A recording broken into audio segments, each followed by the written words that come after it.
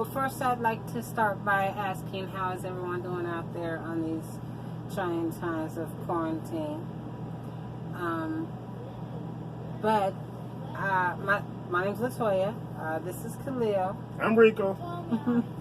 And we're here today to tell you how we came to this RV lifestyle. The first Full time, by the way. when we first started talking about it, it was 2016, and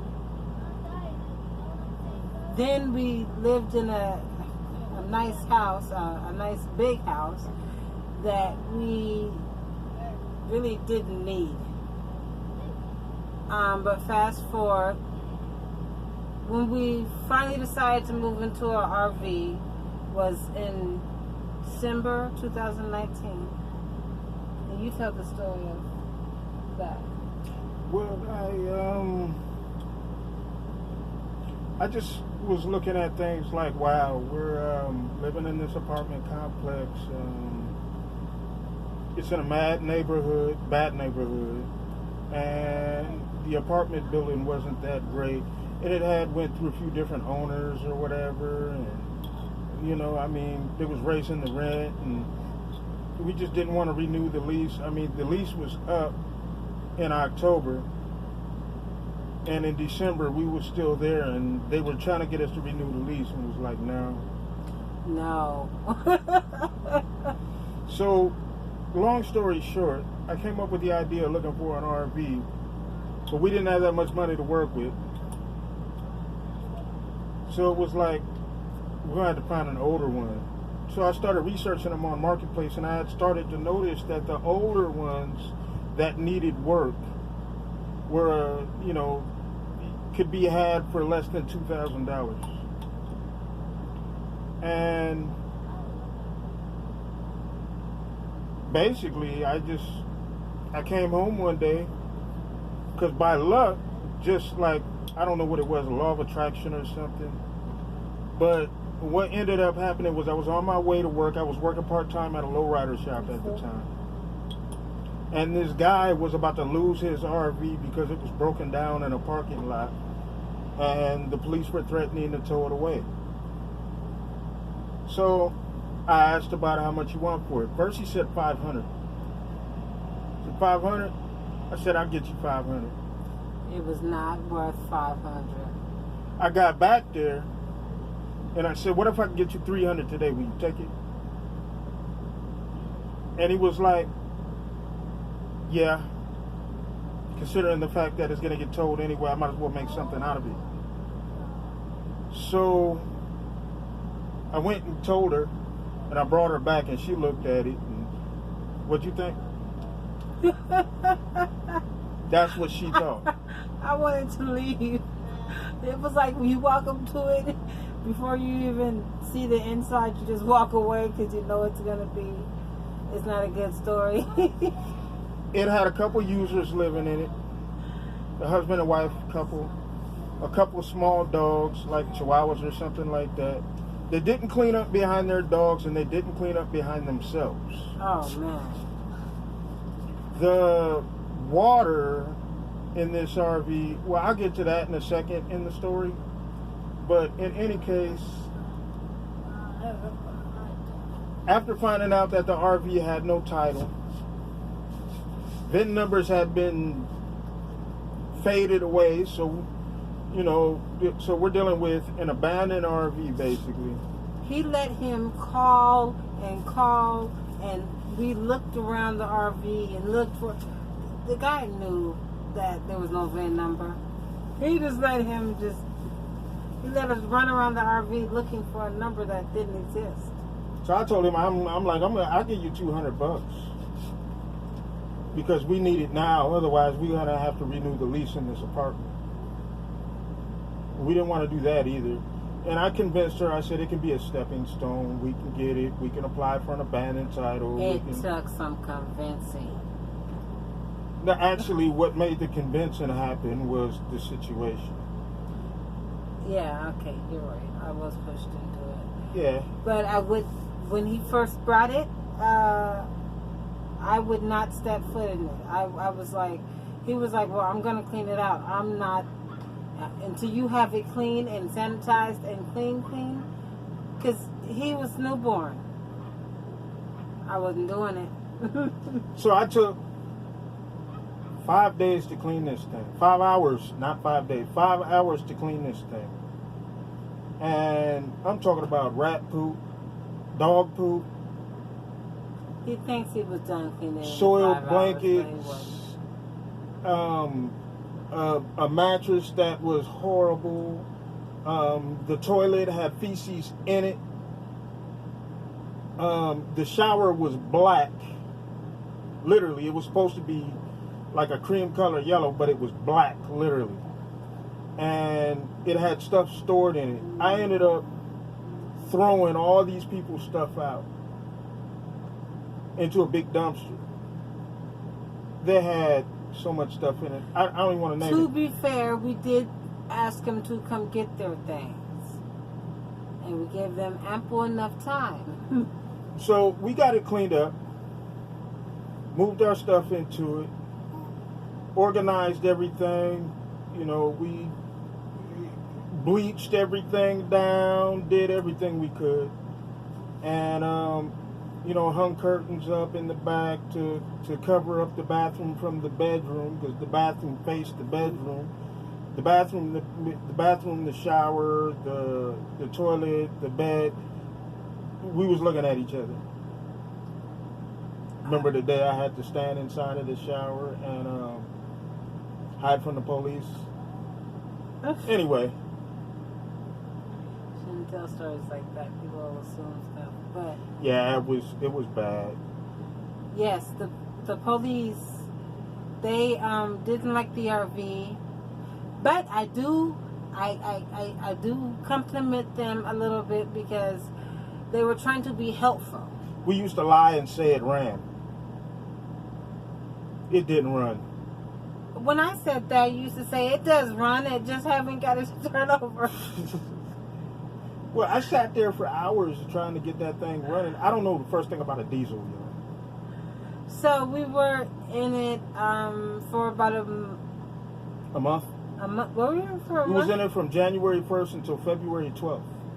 Okay, yes. We was in it for almost a month and a half.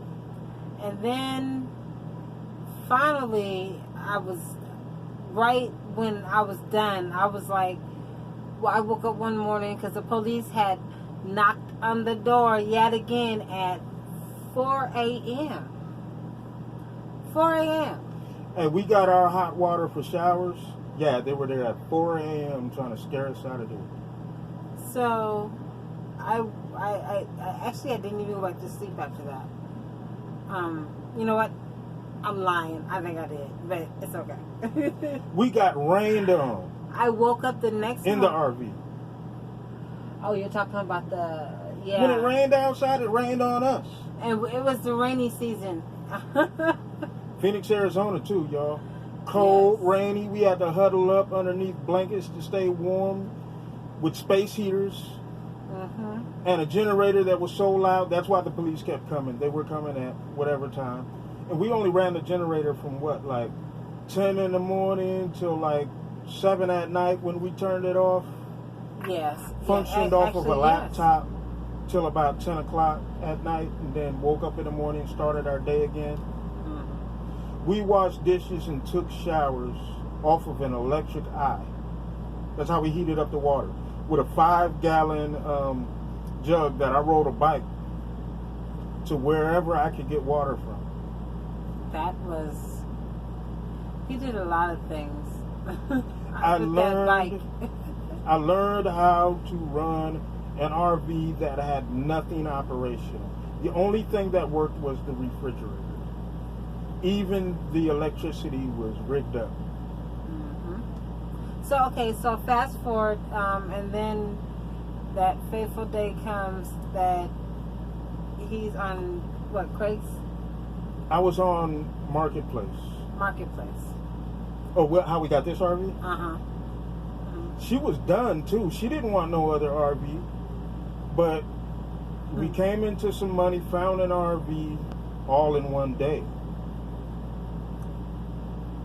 Came, saw it. It actually, it runs. No, he didn't drive it up to us then. It was already parked there when we came up. Well, yeah, he had to pull it out of his backyard, so it was parked on the street. When we walked into this RV, there was nothing in it except for the 2 driver's seats. Yeah, that's all it had was the driver's seat. Well, it had the kitchen and the cabinets and stuff. Well, yeah, but I'm talking about as far as. Oh, it had a king size bed in the back. Okay, it's well, you're right. I'm talking about besides flooring or anything. Yeah, it didn't have a floor. Didn't have the seats, the table, anything RV is kind of. Although, I mean, the walkthrough that we did, you can see it has a closet and cabinets in it. So it had the structural stuff. now we are here. We are waiting to start. 5, almost 6 months in. Is it? Yes. Yeah. We are waiting to start our adventure out, though. We want to explore America. But Corona got to us. Whoop woo, whoop woo, Corona, whoop woo, running around wearing masks and stuff. Huh. Okay. That's why we stuck in this backyard. But that's a good thing, actually. Because this thing right here took some work. So we are new at this YouTube. We are new YouTubers. Yeah, the fridge in here didn't work. So I plan on doing some things to this RV. I'm gonna need some suggestions on what you think. As soon as I figure out how to work this,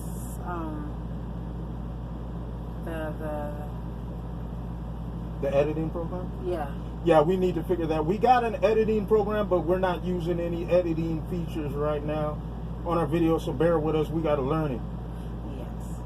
Yes. But like I was getting ready to say, the fridge in here, it never worked, okay? We spent a couple weeks in here with food in the fridge that went bad, mold growing in jelly and stuff like that. We had to throw some stuff away. So we finally threw the fridge away and replaced it with a Danby mini refrigerator. It's a small refrigerator, but it does the job. Holds about a week's worth of food. Yeah. But I gotta do some work.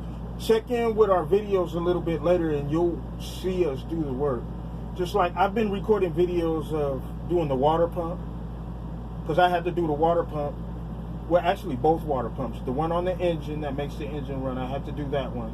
Mm-hmm. And I had to do the water pump under the sink that runs the water throughout the RV system. So I had to put that in because this one was leaking, but it worked.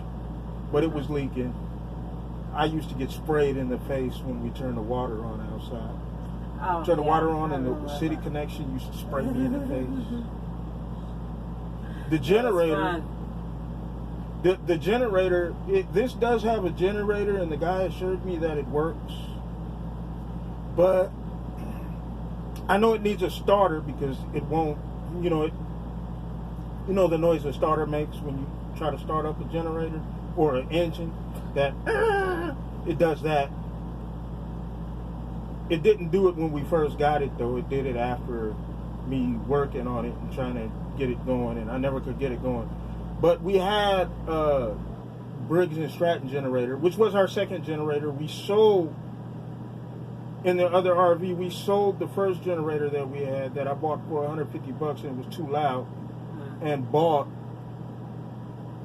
the Briggs & Stratton generator from the pawn generator shop. where you used to have to put the cord and wind it around it, and pull it, and we'd have to do that over and over again until it started. And oh my God! And I used to have to drain out the carburetor and take it apart all the time and put it back together to get it running.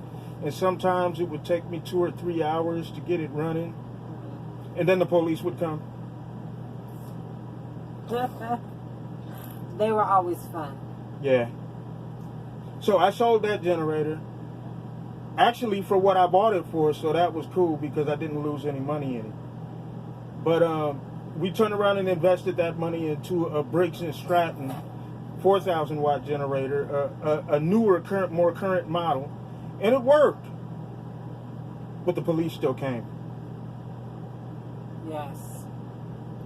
So when we got this new RV,